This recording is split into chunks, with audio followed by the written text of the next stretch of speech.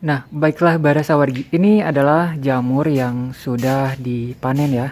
Kemudian dibersihkan. Ini siap dijual ya. Kalau yang ini nih semuanya ini siap dijual karena sudah dibersihkan dari bonggol-bonggolnya. Kemudian nanti dikeringkan di tempat ini dan ini siap dijual.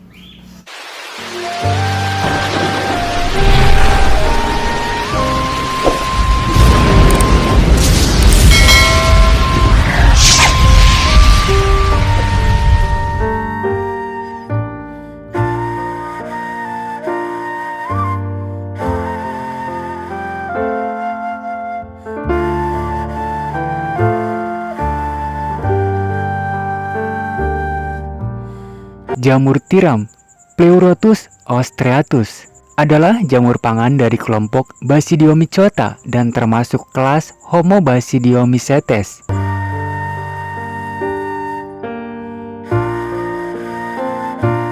Dengan ciri-ciri umum tubuh buah berwarna putih hingga krem dan tudungnya berbentuk setengah lingkaran mirip cangkang tiram dengan bagian tengah agak cekung.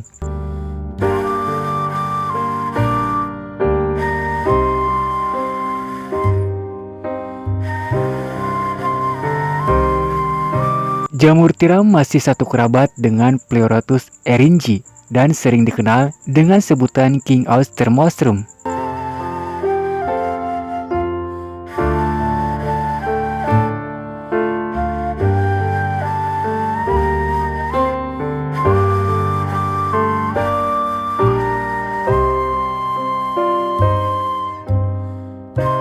Nah, kali ini saya akan mampir ke salah satu tempat budidaya jamur tiram atau Pleurotus ostreatus.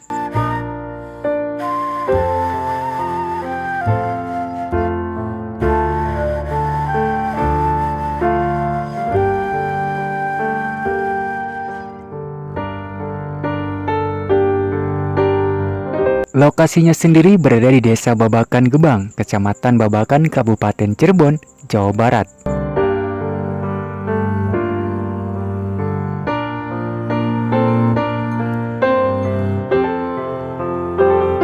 Budidaya jamur sendiri tergolong masih sedikit ya, karena tentu untuk mendapatkan hasil yang maksimal dari hasil panennya sendiri tidaklah mudah.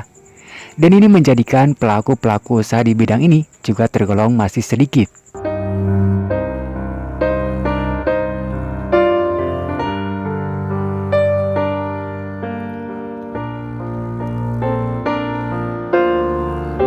Nah, kita sudah berada di lokasi budidaya jamurnya.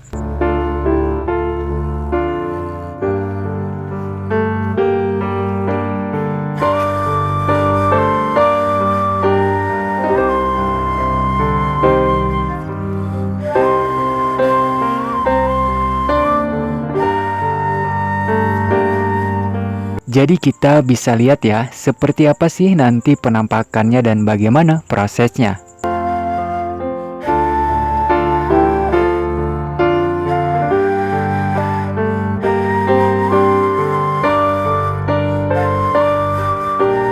Untuk medianya sendiri seperti ini ya, yang terbuat dari campuran-campuran bahan-bahan serat bekas gergaji dan campuran lainnya, lalu dibungkus seperti ini.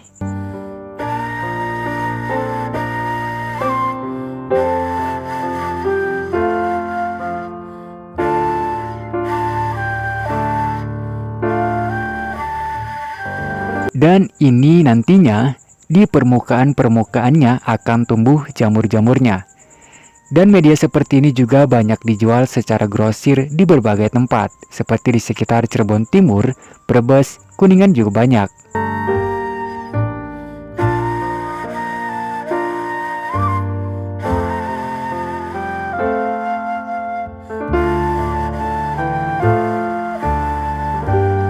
Kemudian biasanya media-medianya yang seperti ini jika baru datang dari penjualnya itu tidak langsung dibuka ya. Menunggu beberapa hari dahulu baru kemudian dibuka penutupnya dan siap berkembang tunas-tunas jamurnya.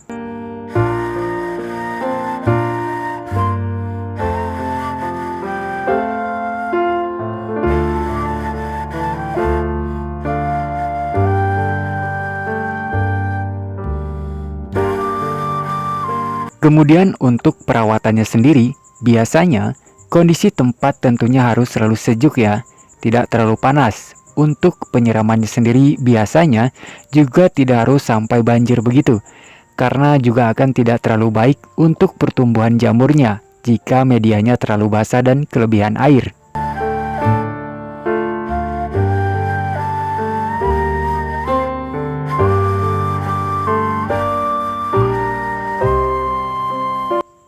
Pada umumnya, jamur tiram Pleurotus ostreatus mengalami dua tipe perkembangbiakan dalam siklus hidupnya, yakni secara aseksual maupun seksual.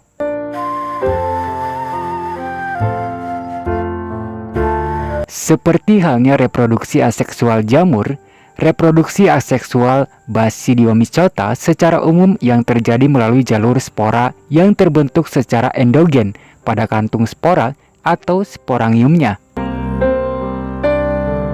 Spora aseksualnya yang disebut conidiospora terbentuk dalam conidium.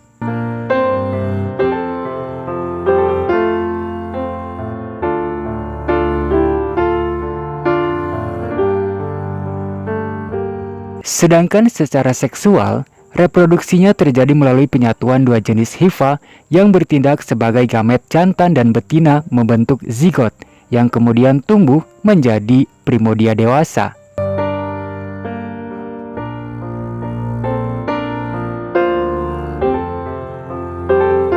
Spora seksual pada jamur tiram putih disebut juga Basidiospora yang terletak pada kantung basidium. Mula-mula Basidiospora bergerminasi membentuk suatu massa miselium monokaryotik, yaitu miselium dengan inti haploid. Miselium terus bertumbuh hingga hifa pada miselium tersebut berfungsi dengan hifa lain yang kompatibel, sehingga terjadi plasmogami membentuk hifa dikaryotik. Setelah itu, apabila kondisi lingkungan memungkinkan, suhu antara 10-20 derajat Celcius, kelembaban 85-90%, kemudian cahaya mencukupi, dan CO2 kurang dari 1000 ppm, maka tubuh buah akan terbentuk.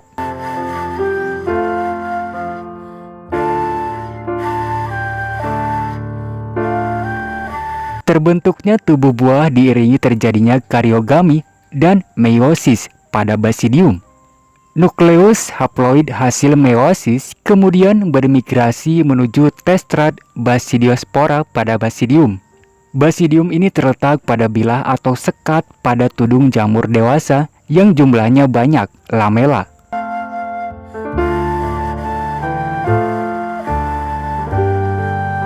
Kemudian dari spora yang terlepas ini akan berkembang menjadi hifa monokaryon. Lalu hifa ini akan memanjakan filamennya dengan membentuk cabang hasil pembentukan dari dua nukleus yang dibatasi oleh septrum atau satu septrum satu nukleus.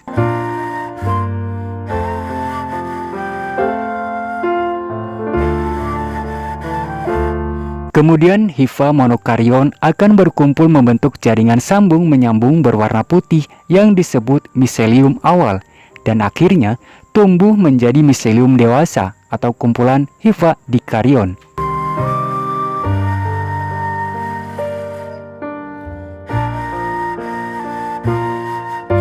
Dalam tingkatan ini, hifa-hifa mengalami tahapan plasmogami, karyogami, dan meiosis hingga membentuk bakal jamur. Kemudian nantinya, jamur dewasa ini dapat langsung dipanen atau dipersiapkan kembali menjadi bibit induk.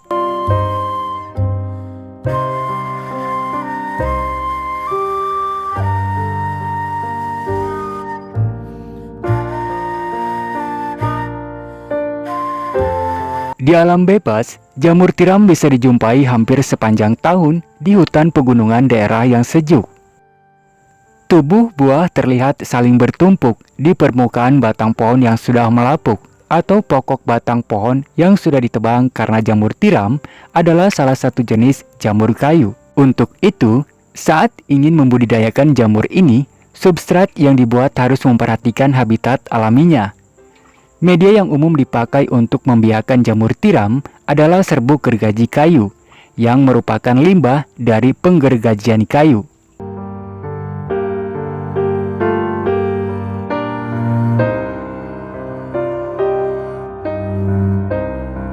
Dalam menggunakan media pertumbuhan, jerami yang baik untuk dibuat sebagai bahan media tanam adalah dari jenis jerami yang keras, sebab jerami yang keras banyak mengandung selulosa, yang merupakan bahan yang diperlukan oleh jamur dalam jumlah banyak. Di samping itu, jerami yang keras membuat media tanaman tidak cepat habis. Kemudian hal yang perlu diperhatikan dalam pemilihan jerami sebagai bahan baku media tanam adalah dalam hal kebersihan dan kekeringan. Selain itu, jerami yang digunakan tidak busuk dan tidak ditumbuhi jamur jenis lain. Media yang terbuat dari campuran bahan-bahan tersebut perlu diatur kadar airnya. Kadar air diatur 60-65% dengan menambah air bersih agar miselia jamur dapat tumbuh dan menyerap makanan dari media tanam dengan baik.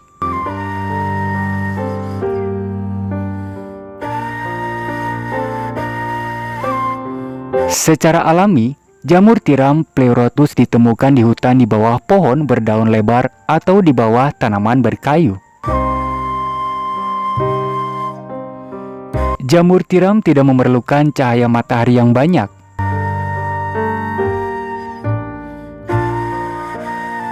Di tempat terlindung, miselium jamur akan tumbuh lebih cepat daripada di tempat yang terang dengan cahaya matahari berlimpah. Pertumbuhan miselium akan tumbuh dengan cepat dalam keadaan gelap tanpa sinar.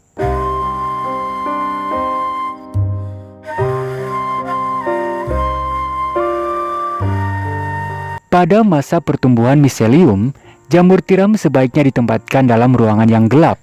Tetapi pada masa pertumbuhan badan buah, memerlukan adanya rangsangan sinar.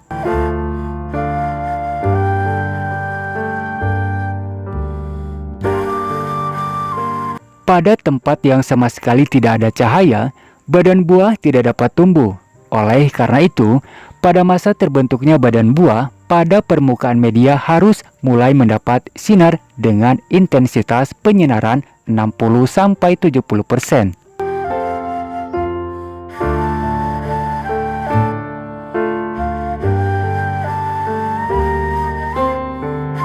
Pada budidaya jamur tiram, suhu udara memegang peranan yang penting untuk mendapatkan pertumbuhan badan buah yang optimal.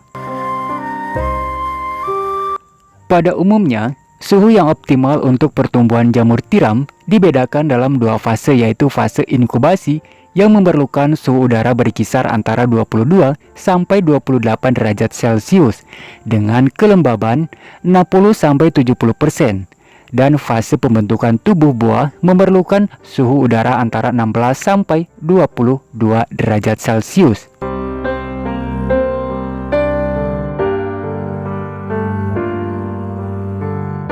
Tingkat keasaman media juga sangat berpengaruh terhadap pertumbuhan jamur tiram. Apabila pH terlalu rendah atau terlalu tinggi, maka pertumbuhan jamur akan terhambat. Bahkan mungkin akan tumbuh jamur lain yang akan mengganggu pertumbuhan jamur tiram itu sendiri.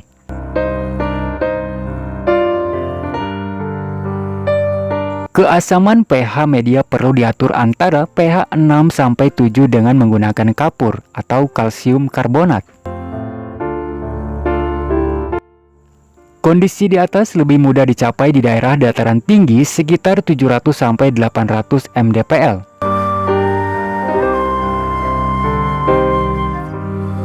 Kemungkinan budidaya jamur di dataran rendah tidaklah mustahil, asalkan iklim ruang penyimpanan dapat diatur dan disesuaikan dengan keperluan jamur.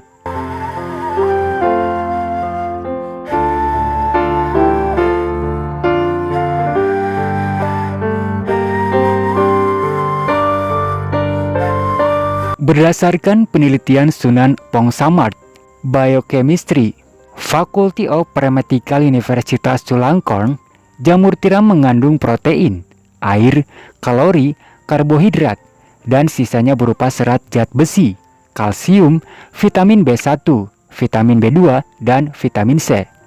Jamur tiram Pleurotus ostreatus merupakan bahan makanan bernutrisi dengan kandungan protein tinggi, kaya vitamin dan mineral, rendah karbohidrat, lemak, dan kalori. Jamur ini memiliki kandungan nutrisi seperti vitamin, fosfor, besi, kalsium, karbohidrat, dan protein. Lemak dalam jamur tiram adalah asam lemak tidak jenuh, sehingga aman dikonsumsi baik yang menderita kelebihan kolesterol atau hiperkolesterol, maupun gangguan metabolisme lipid lainnya. 28% asam lemak jenuh, serta adanya semacam polisakarida kitin di dalam jamur tiram diduga menimbulkan rasa enak.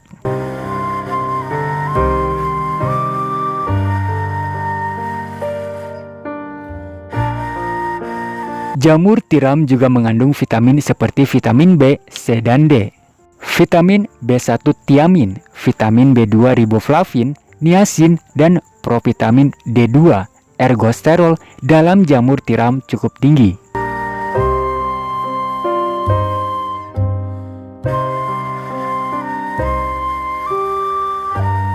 Mineral utama tertinggi adalah kalium, fosfor, natrium, kalsium, dan magnesium.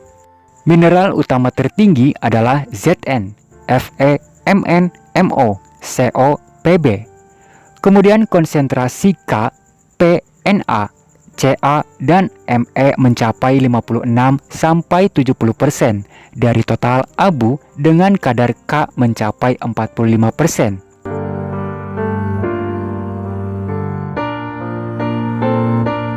Mineral mikroelemen yang bersifat logam dalam jarum tiram kandungannya rendah. Pada tumbuhan sejenis jamur sebenarnya hampir tidak ditemukan hama yang bersifat merusak atau memakan tubuh buah jamur. Adapun banyak ditemui pada jamur adalah sejenis ulat atau belatung, dan itu pun hanya akan muncul dari jamur itu sendiri di saat jamur tumbuh maksimal dan membusuk. Tetapi pada jamur tiram yang dibudidayakan menurut para petani sering ditemukannya hama belatung yang timbul dari media tanam atau biasa disebut baglog. Lalu hama lain yang tertarik dengan jamur tiram adalah lalat. Dan pada jenis jamur tiram putih biasanya ditemukan juga hama berupa nyamuk. Namun sebenarnya nyamuk dan lalat bukanlah hama yang merusak tubuh buah, namun jika terlalu banyak akan meninggalkan bekas sehingga jamur tiram akan bercak hitam. Sedangkan hama yang merusak jamur hampir tidak ada selain belatung, itu pun hanya akan timbul apabila terlambat dipetik. Dan belatung dan rayap yang timbul pada media tanam atau baglog timbul karena media tanam atau baglog mengandung serbuk gergaji, serbuk kayu.